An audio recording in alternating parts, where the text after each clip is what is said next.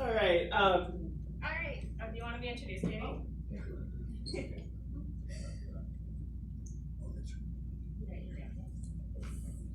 right. So now I get to introduce Dr. Katie Lee. Katie Lee is the University of Minnesota's extension educator in apiculture and co-coordinator of the Minnesota Sustainability Agriculture Research and Education, or SARE, grant program. Katie received her master's and doctorate in entomology from the U of Minnesota, where she specialized in honeybees and focused on improving colony health. She spent 6 years traveling the United States, assessing beekeeper colonies for a nonprofit, and kept over 200 colonies for a research project looking at the benefits of pollinator planting on pollinators. Working with the University of Minnesota Bee Lab, Katie developed educational resources for beekeepers and is a bit of practical research. So we're thrilled to have Katie here. I'll turn it over to her.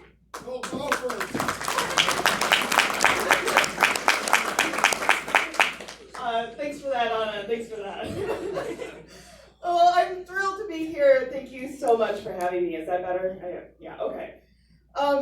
So thank you for the introduction, Anna. I'm just going to kind of hop right into it. Hold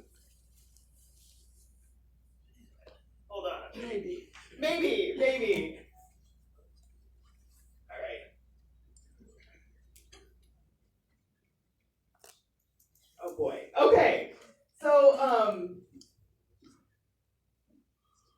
Okay, I'll work on it. I'll advance them, but I can work on the findings. All right. I have another one here. This is, yeah, okay. Well, this is just always how it goes with some technology stuff. So I'm going to just briefly, before I talk about the project that I've been doing on the Long Live the Queens, looking at the economics of replacing queens or not, I'm just going to very briefly talk about the granting program that I work for. So I work for SARE, Sustainable Agriculture Research and Education. And what we do is fund education, research, and outreach on sustainable agriculture. And the reason why I'm talking to you about it, put this way, is because we do fund farmer projects. So if a farmer has a question about how to make their practices more sustainable, then they can apply for a grant in order to do that from SARE. So beekeepers count as farmers. So if you have an idea that you would like to try out in your bees to try to make them more sustainable, if you apply solo, you can get $15,000 if you're awarded the grant. Or if you apply in a pair, you can get $30,000, or more than a pair as well. Encouraged to work with university partners, and really what it does is it funds that research, and you can put in money to account for your time spent on that and everything related to that research project. About 40 projects are funded per year, so it is a competitive granting program, but we get all sorts of different projects, farmers that apply, including a bunch of beekeeper ones. Oh, okay. Oops, wrong way though. Okay, sweet. Okay, so these are just an example of a few of the projects that are currently funded. So looking at how different plantings affect the health of bees, looking at developing a honeybee depository, looking at climate-controlled sheds, looking at queen production. So this person's looking at using virgins to recruit colonies. So this is just an example of some of the projects that people have done. And if you're curious about this, we fund projects in the 12 states in the upper Midwest, so I'm in the North Central region. If you're curious about doing this, just come up and ask me, and I'll give you my card, and we can talk about it at a later date. I keep going the wrong way. Okay. And even if you're not interested in applying for a project, we have a bunch of different outreach materials for people. It's a little cut off at the bottom, but essentially that's what it is. SARE.org, SARE.org is where you'll find all of this information. Okay, so I'm going to jump right into kind of getting started with the project that I'm going to talk about, which was looking at queen longevity, or really quick economics of queen longevity, replacing old queens or year-old queens or not. So really there's three main contributors to a healthy colony. Other things can go wrong with a colony, but if one of these three is out of whack, generally you have a real issue that you need to fix, or the bees need to fix. So the first is obviously a healthy laying queen, so laying when we should be laying. An adequate, good amount of food in the colony, and then low varroa mites as well. I'm gonna do that throughout. So essentially, if the queen has an issue in that colony, if she fails, if she dies, if she turns into a drone layer, either the bees need to replace her or the beekeeper needs to replace her. And both of these have some amount of risk that are associated with it, which actually, you know that as a beekeeper, but it'll also come out in the data that I'll show. So sort of the question is, if you replace queens every year, do you help mitigate some of this risk and subsequent failure and colony loss? So this was a question really with this beekeeper, Zach Browning. Zach is a commercial beekeeper in North Dakota, Jamestown, North Dakota. We co-wrote this grant together. All of the data I'll show you I co-wrote with Zach here. And it was funded by Project Apis M for 2 years. So his question was really, every year they go into their operation and they requeen colonies. And sometimes they don't, based on kind of more or less on how that colony looks, or either logistics they just can't get to the colonies in time. So his question was really, when they replace queens or not, what are the long-term economic repercussions for that? Do the colonies headed by those year-old queens, are they as productive as the ones with new queens? Do they have more issues later down the road? It's essentially what happens. So what we did was we wrote a grant to basically look at looking at the cost of queen replacement. And then also recording the supersedure rate in those commercial colonies as well, both with those brand new queens and with those year-old queens, because that's a question I've heard a lot from beekeepers, is that queens aren't lasting as long as they used to. We don't really know exactly what that means all the time, but we know that this is a real concern for beekeepers, the health of queens. So we were looking at queen supersedure rate as well. So really what we're doing is comparing these year-old queens and their colonies to colonies headed by new queens. Okay, so we had really two reasons why we would keep these old queens, or year-old queens. I'm gonna say old queens or year-old queens, they're synonymous, I just cannot help it.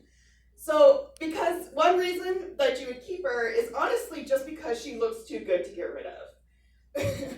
It's like the ones where you go through and they're just booming and spraying and they have beautiful brood patterns and they just look super healthy, and it's just like you just can't get rid of it. It just hurts your heart to get rid of her.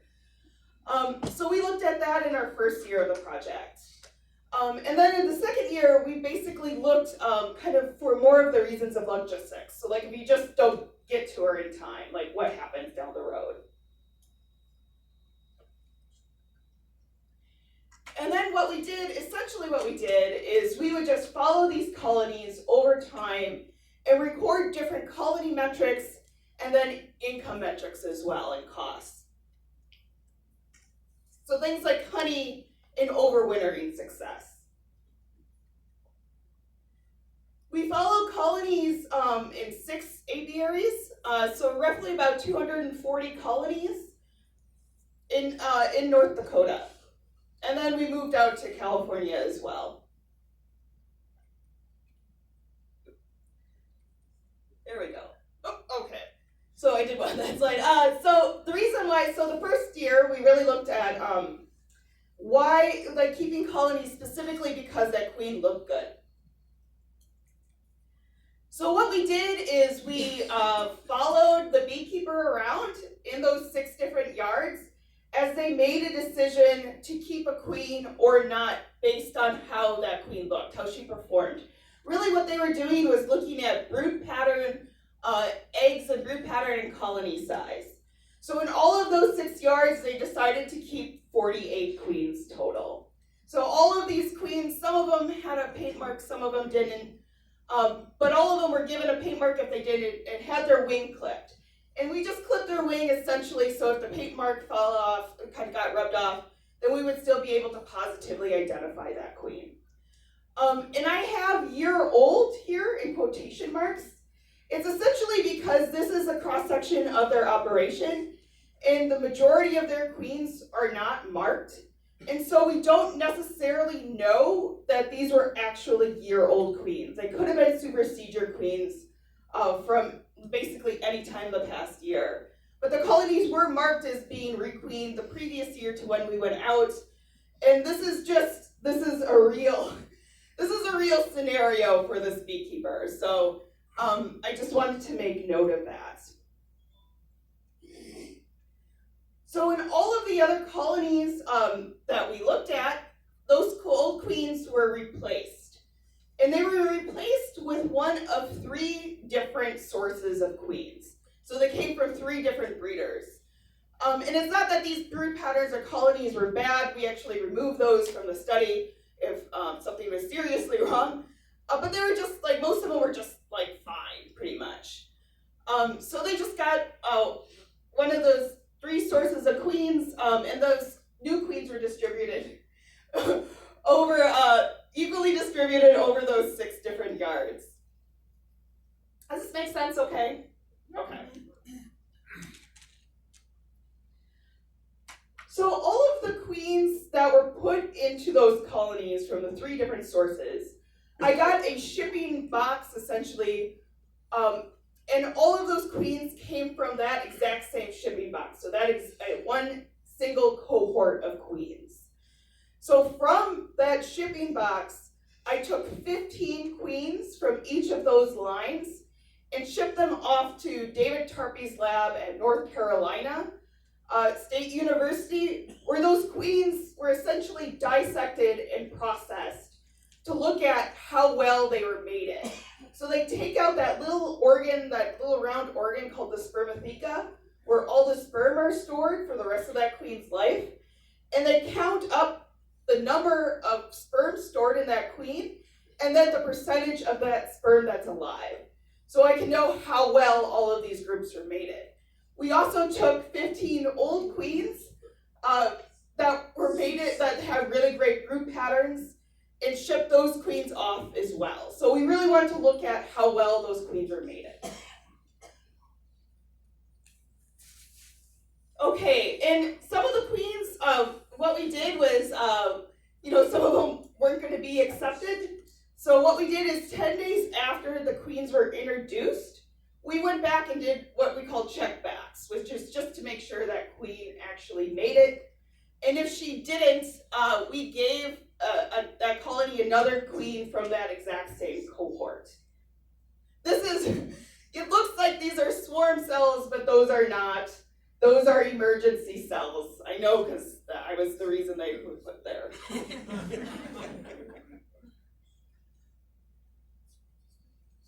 All right, and so what we did, that was the start of the experiment. All of these colonies were marked, all of those queens were marked, and then what we did was we went out as a group, as a crew, and would go through each individual colony in this study and find every single queen. We got really good at it. So what we were doing was trying to see if the same queen was in there or if there was a new queen. And this shows a picture of a queen cell. And you can see a new queen came out because that little capping is all fuzzy and the little cap's off of the bottom of that cell. So find the new queen, or find the old queen, or if that queen's not there, what's going on in that colony. We took a bunch of other colony measures while we were in there too. We counted the frames of bees as an estimation of population size. We looked at the brood pattern. We looked for any signs of pests or parasites in that colony or diseases. We looked to see if we could find any queen cells, and then we also looked to see if all of the brood stages were present, so eggs, larvae, pupae, because if they weren't, then that could indicate that there was a queen problem or a current queen problem in the colony. We also took varroa samples from each of the different sampling periods in June, August, and September. And in September, we also took samples to look for the levels of the foreign wing virus, in large part because this beekeeper, actually a number of beekeepers have really noted that the colonies headed by those second-year queens, those year-old queens, those older queens, tend to seem to have higher levels of mites and the foreign wing virus. So we really, really wanted to look at that to see if that was true for these bees. So we went back, so we looked at queen acceptance. So when I talked about looking back after those 10 days to do checkbacks, this is what those data are. So non-acceptance on checkback ranged from 7 to 20% for the 3 different queen lines. I'm going to make a note here that those colonies were like big. So the ideal way to really introduce a queen is you can get better acceptance if the colonies are smaller. So I do want to just make a note that that is something that as a beekeeper you can take some actions to try to improve for acceptance. All of the colonies where the queens were introduced were being fed to try to increase acceptance and made sure they had brood in there too. But I do want to just kind of make a note of that. And when we tried to introduce that second queen into that colony, if that first queen was rejected, 43% of those queens were not accepted. So this is looking at how well those queens were mated. So when we sent those queens off to David Tarpey's lab and they dissected out that spermatheca, this is those results for how many live sperm were in that queen. And also basically the range of the live sperm in those queens. So for the queen source, the new queen source 1, new queen source 2, new queen source 3, and then those year-old queens that had really good brood patterns. So they were pretty similar among the 3 queen sources for those new mated queens. Source 3 had quite a few that were considered to be poorly mated. So coming out, 33% of those source 3 queens had fewer than 3 million live sperm, which generally you want more. You want 3 or more million live sperm in that queen, preferably more like 5. So there's sort of a higher number here. And then just comparing it to those year-old queens, if they had been in that colony and laying in that colony, they're using up sperm in that spermatheca to play workers, essentially. And so you would expect that the average number of live sperm would be lower in those queens, which would be an indication that they were indeed older, which is exactly what we found. Okay. Oh, you can't see my, okay. Well, I'm gonna walk you through this. This is a graph I made basically of the supersedure levels over time. So what you see here, down here is the month. This is those year-old queens. So this first bar is June, second bar is August, third bar is September, and then fourth bar is February. So we went out to California to find these queens again and see if those colonies were alive or not. So that's our February. So what you see, so gray is dead. Orange means that there is a queen issue. Either the colony was queenless, it had a new queen, had a virgin queen, had a drone layer, had laying workers in there. And those are actually cumulative. So either they fixed themselves or they died, essentially. And then the gold is those the colonies that had original queens. So they had those queens that we marked in May. So for these year-old queens, you can kind of see summer losses were only about 7%, and overwintering losses were only about 10% for this group. So overall losses, overall colony mortality out in February was a total of 17% for all of those old queens. And then 63% of those old queens we actually found out in February of all the colonies that were alive. Does this graph make sense?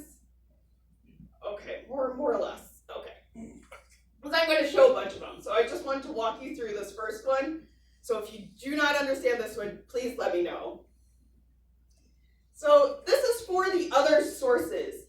So these three are those new queens. So source 1, source 2, this set of bars, and source 3, this set of 4 bars. You can see that source 2 and source 3 they were pretty similar to those year-old queens, just by the distribution of the gold and gray bars in particular. You can see source 3, how low that colony mortality was over the year. I think it was only about a total overall yearly colony mortality from May through February was about 3% for that source 3, which is, I think, pretty cool. So a little higher here, a little higher mortality here, but still very low, about 10%. And then the source 1 is probably the one that sticks out, is visually different because of all of that gold in there. And what that gold is basically showing is that when we went back to find the same queens in June, about 85% or so of those queens were actually gone in those colonies. Whoa. Yeah, that's what I said. I was like, what is going on here? Either the colonies killed the queens or those queens died. Okay. And then you can see these ones definitely had higher overall mortality. Highest mortality in the summer, and then just a little jump here over winter. So what in the world happened with that source 1? I was so excited because we had that cohort of queens that we sent off to David Turpey's lab, and they can test for a bunch of different things. So we had them tested for viruses compared to the other queens, for some other genes that looked at health. They were actually super well mated. Of all the groups, they were numerically mated the best. But so we didn't find anything wrong with them that we could test for at that time. So that was a little disappointing. So they came back with no red flags from David Tarpey's lab. They were shipped on a very cold day. The beekeeper, I spoke with the beekeeper, and they told me and gave me the shipping information. But from some of the data that's out there, what happens if they're shipped in the cold and have cold exposure is that they have reduced sperm viability. And these ones had really great sperm viability. So they were banked, but all the queens were banked, and so there wasn't a difference there. So essentially, I couldn't find any real difference between the groups, but this was a real phenomenon. The beekeeper did get queens from that beekeeper later on in the year and did not see any of these issues again. And I talked to a number of different beekeepers across the country who I knew got queens from this beekeeper as well that shipped these queens. And nobody else really had an issue. So I think it was suggest some kind of exposure event. I don't know what it is, but it's a real phenomenon, and I talked to a couple other beekeepers that have seen this elsewhere. I realize you're not going to divulge the name of it, but what part of the country was these from?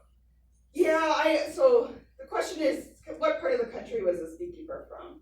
They weren't, all I can say is they weren't around the area. We're talking California, the South? I can't, yeah. It's so one reason why, I get asked this a lot. One reason I don't want to say anything about who they were is this exposure event could have been totally out of their hands. I had one beekeeper tell me that they saw, they were picking up queens. The place that had the queens stored were outside as somebody was spraying pesticides around the area. So sometimes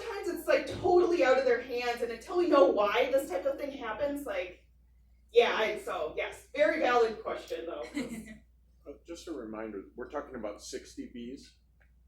Each group was 60? Yes, each group was 60. All right, thank you. Okay, so moving on from that one. That one is really curious to me because it's this big puzzle, and it's fun to think about why that could have happened. It would have been a lot cheaper for the beekeeper if they honestly showed up dead, rather than putting them into colonies and having them fail. They could have done something different if the queens just showed up dead. So overall, that beekeeper had really low mortality levels throughout the entire year. And throughout the entire summer, all of the colony deaths happened, I could trace back to a queen issue in that colony. So every colony that died over the summer basically died after a queen issue. And I'm not going to show a graph for honey production, but just for honey production, the old queens really did perform just as well as the other queens, and they had similar mortality. I'm going to point out that these older queen colonies were not randomly chosen by the beekeeper, which makes sense. You know, they were big and booming and stuff, so they possibly had a bit of a head start with population compared to the other ones.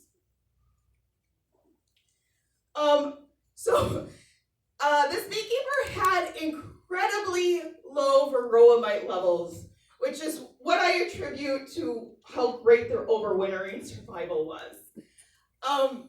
So they were essentially basically like too low to really compare for both the varroa levels and for those deformed wing virus levels too, which was a little bit disappointing to me, but not to Zach. So only 10 samples out of 640 samples that we took had more than 2 mites per 100 bees. So extremely low June through September mite levels.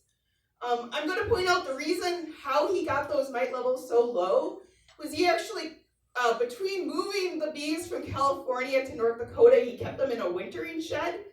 And basically those colonies went broodless, and he treated them while they were broodless. So just note that.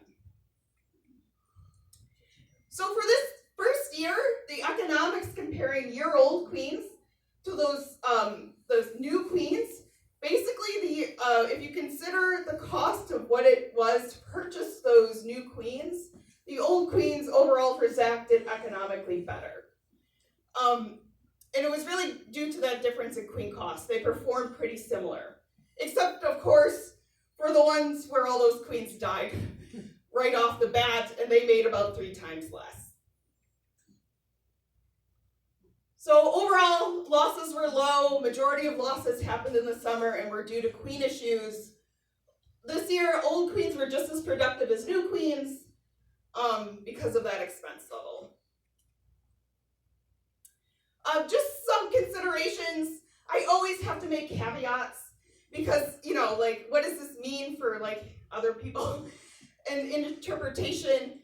Those old queens really were not chosen randomly. They were chosen because those colonies looked really good. And those queens look good, the brood patterns look good. The question about if those queens, were actually year old or not, or newer, although at least the how well they were mated data indicated on average they were older. And this is only one single year of a project. It's sort of fun to hear what other people are doing, because I know a lot of people follow queens. So one of the fun parts of this talk is like I get to talk to other beekeepers about what they're doing with queens and what some of them follow them. And one guy, Charles Linder, who's a beekeeper in Illinois, has been running a similar experiment in his own operation of about 800 colonies. And he doesn't mark each individual queen, of course, and find them. He's just marking colonies if they're year-old queens or new queens, and all of the sources of those new queens. And he found a very similar result where those year-old queens performed just as well as those brand new queens. And he also had a couple batch issues, like what I saw with that queen source 1.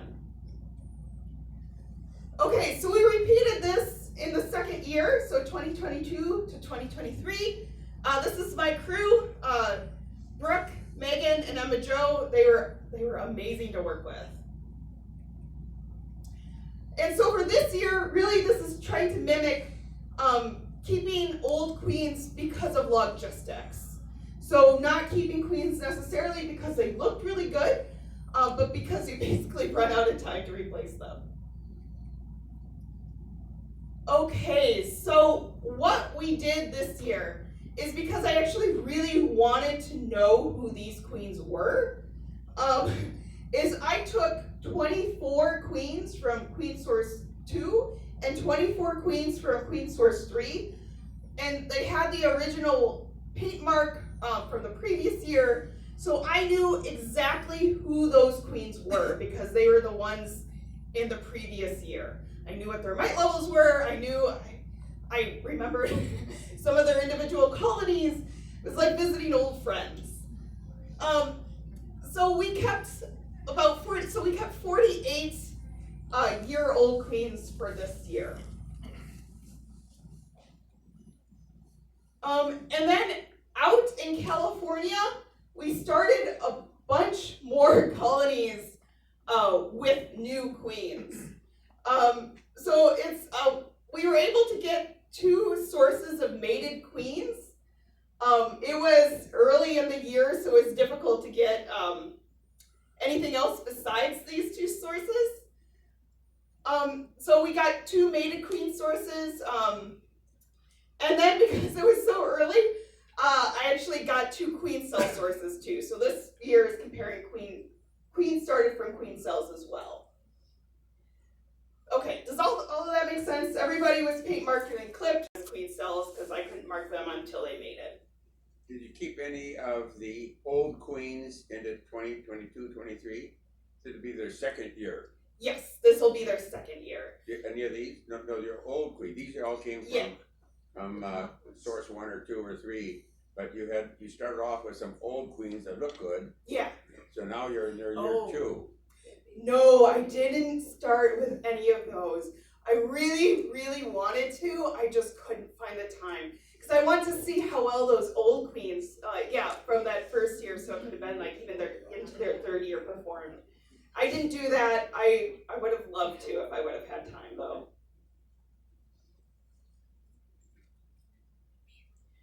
Okay, so this is out, probably getting kind of late here. Okay, this is out in California where we put in new queens.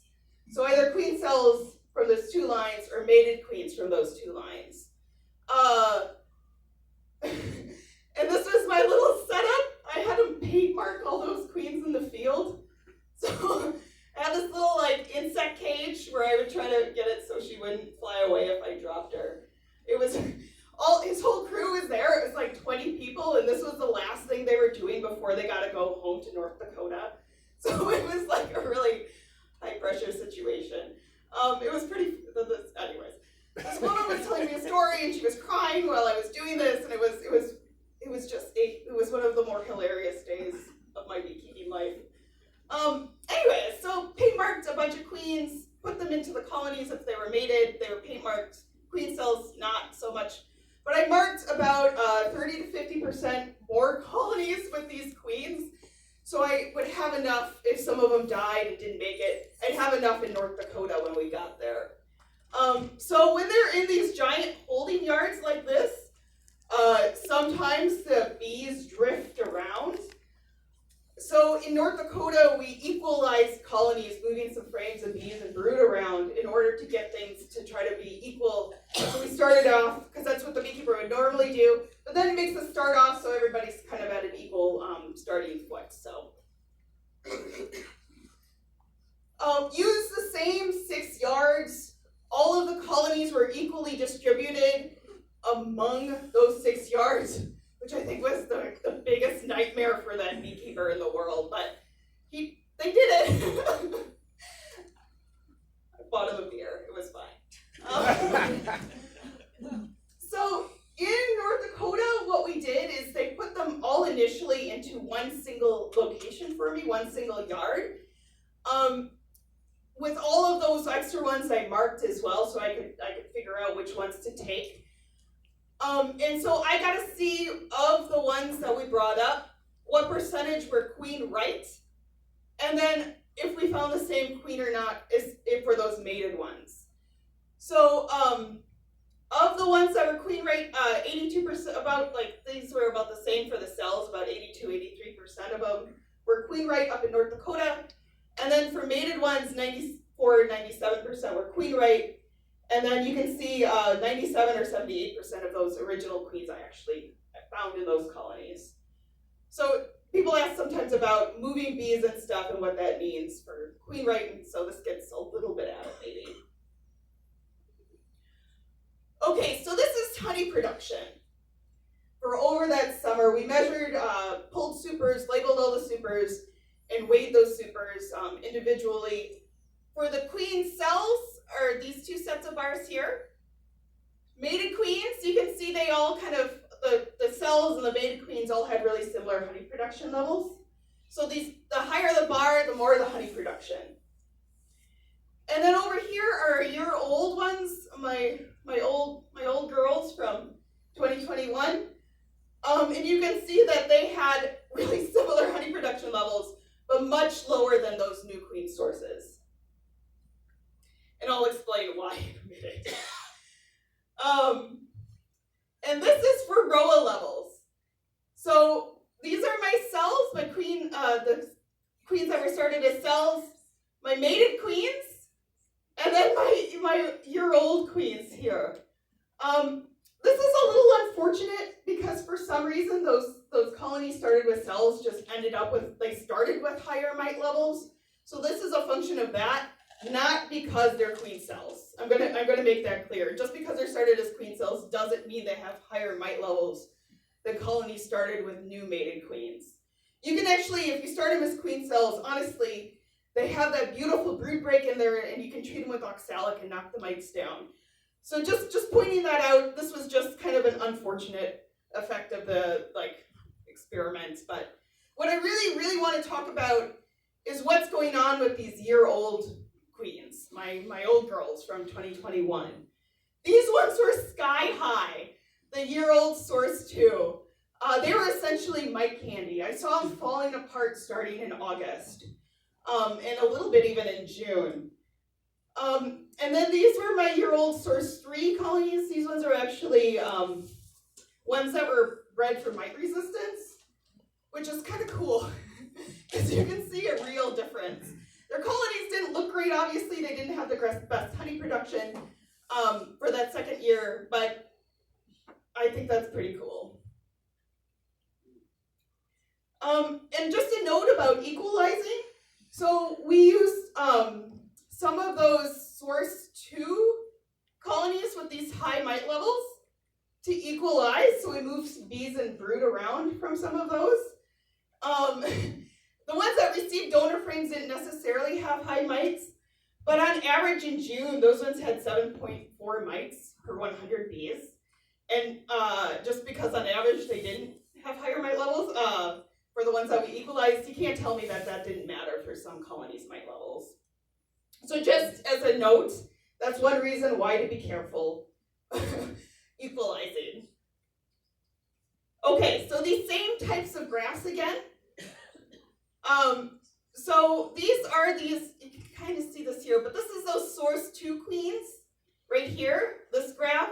You can see those queens really hung on over the summer. So these gold bars, all of the same queens were there in June and August, a little bit of attrition in September, and then really high colony mortality over winter. And can you tell me why that is? It's mites. These ones are the ones that were mite candy. So you can see how high, like last year, their levels were 3% for colony mortality over winter. And this year, I can't remember, 63% I think it is. So really high colony mortality over winter.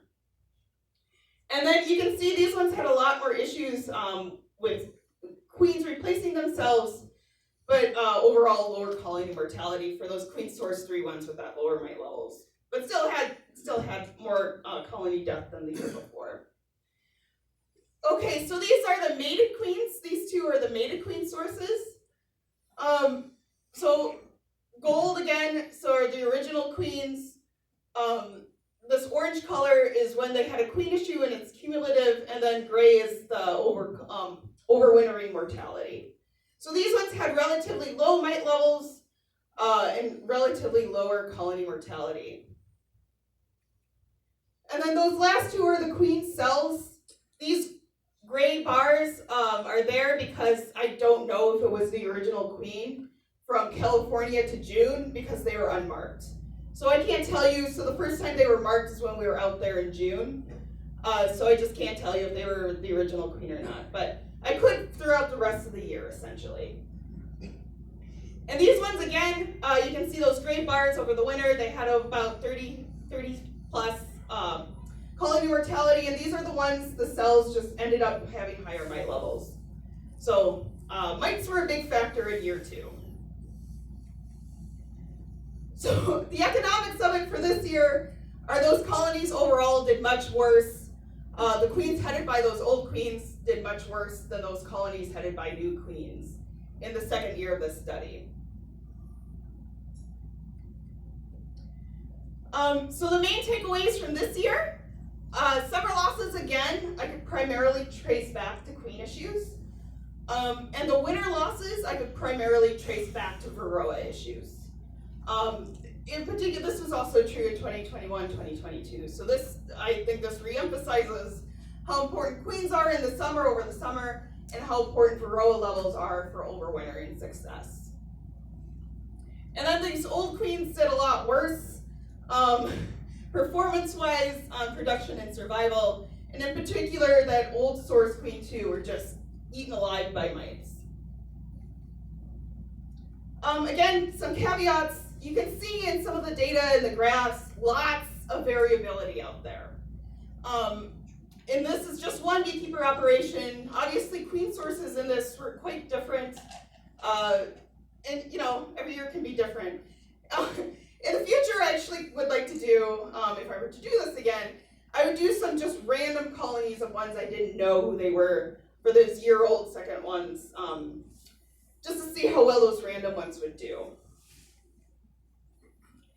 Okay, and then this is basically what I think is the risk, kind of the benefits to cost considerations for each of these groups. So new queens, year-old queens, benefits, and cost or considerations. So for those new queens, you know, you kind of tend to start out fresh. You can, they generally tend to be mated pretty well. Oh, yeah. I didn't catch from when you started. Were these colonies also treated for mites throughout? Yes. Okay. Yes, these colonies were treated with mites throughout, which is also what I think is a little bit, like those mite levels got sky high for those second year queens despite treatment. Yeah, that's why I just wanted to make sure. Yeah, no, thank you for bringing that up. That's a good point. Yeah, I know. That part's kind of disappointing. You know, they can definitely, those new queens can definitely produce honey, and if you requeen queen cells, you can pair with an oxalic acid treatment. You know, there is the cost of the queen herself, is kind of a cost consideration. There is, especially shown in the first year, some non-acceptance risk. And for the most, like, there's a lot of things that you as a beekeeper can do to prepare a colony to accept a new queen. If you get it like that queen source 1 in the first year, I don't know what you can do. But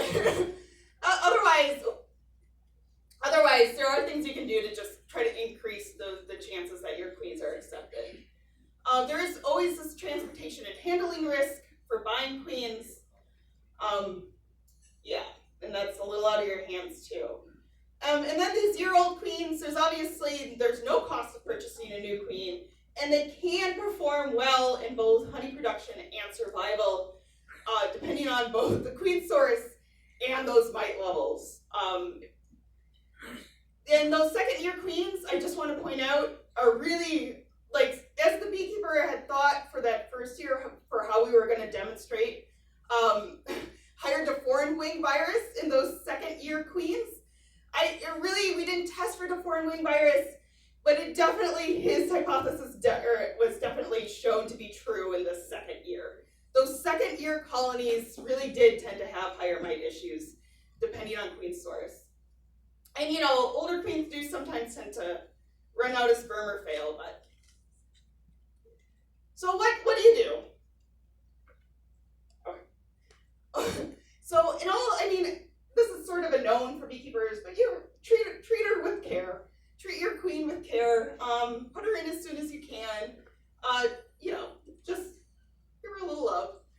And you can save that old queen if you would like, if you're replacing a queen. And you can just make a split or a nuke. And then if that old queen or that new queen doesn't take, you can kind of combine the two back together.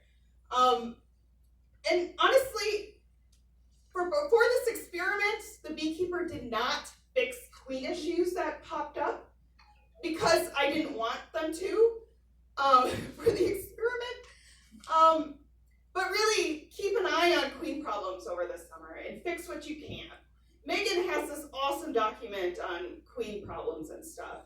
I don't have it here, but I'm gonna assault her later. And I that's the main thing I sent to beekeepers for identifying an issue and fixing queen issues. And definitely manage mites.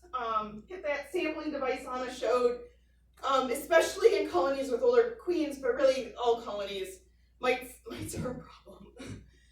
And even those colonies that had basically 0 levels in that first year had enough to kill them for sure in that second year.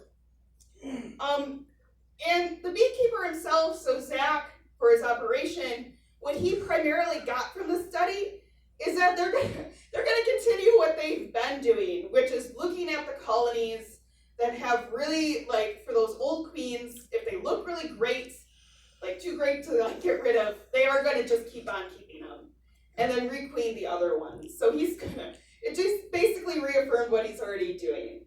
But also manage mites. And then with that, thank you, and I think I have a little bit of time for questions, about 10 minutes or so. 2 questions. Yeah.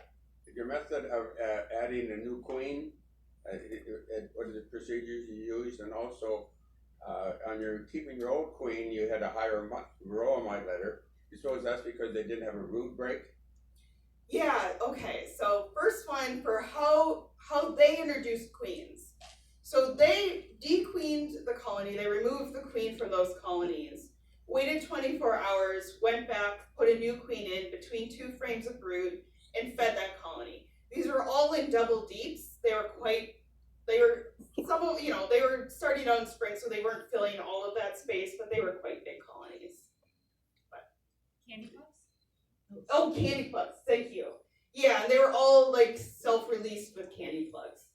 And I will mention, they were in 3 different types of queen cages too. So each queen source was totally confounded within its own queen cage. So one came in 3-hole, one came in JCBZ, and one came in California cages for that first year. Were they all slow release, 2 or 3 days to get out? Yeah, so 2-3 days to get out. I couldn't help myself and I poked my head in a little bit early into some. And those 3-hole cages tend to have a bigger candy plug, and those ones tended to get out a little bit slower than, in particular, the JZBZ ones. And it's also, it has a thing to do with the consistency of that candy too. Sometimes that candy can be rock hard, and sometimes it can be pretty soft. And that can also depend a little bit on the ambient temperature. So sometimes what I personally do, if I want to slow them down but don't want to, or don't have time to come back and hand release those queens, because that is one thing that you could do to increase acceptance, is instead of using the self-release candy, you could come back and leave the cork in and come back and hand release her and watch how the bees behave to her. But if I want to slow that process down without hand releasing her, sometimes I use that painter's tape and poke a little hole in that painter's tape with a pin, and then that slows them down just a little bit. But yeah, it makes me feel better. Yeah. Why would the old queens have more mites? Yes, thank you, because that was the other part of your question, which I was realizing once I called it you. So why would the old queens have more mites? I think about this question a lot. So I do think it's in part because of that brood break, and because starting out those colonies, like it's just harder to get them as equal as you would like. And I think ultimately they also had more brood, and they may have, I didn't measure this, but they may have produced maybe a few more drones too, which could also make a difference because the mites do so well on drones. But I think it's in part because they don't have, they have more brood and don't really get any kind of brood break. But Does the varroa treatment affect the queen's health? I mean, like if you have high mite content or high, and you do a lot of treatment, could that weaken the queen? yeah, so the question is, do the varroa mite treatments affect the queen's health? And if you do a lot of mite treatments, does that affect the health of the queen? Okay, so, yeah, I don't think we know everything there is to know about that yet. Oxalic acid, there's one paper that suggested that there might be something, but it was such a small study and all of the other papers couldn't find any effects on the queen. Formic acid, which is, so on occasion you do sometimes find higher queen losses with formic acid. And so, you know, sometimes it's older queens, sometimes they make a new queen in there too with formic acid, but it still is one of my personal favorite products. I'm not endorsing it as like a university person. I just, like, it does kind of have this big brood break that formic acid like creates as well with treating it.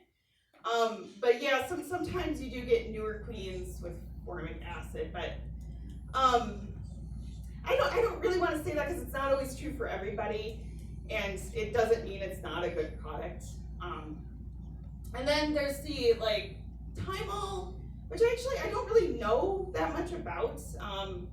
Maybe somebody else does. If it has any effects on the queen, I'm not aware that it does. And then there's like Amitraz, which is the Apivar product, and I don't know that it has any effects on the adult queen. If queens are raised in wax at super high in Amitraz, it can affect the queen.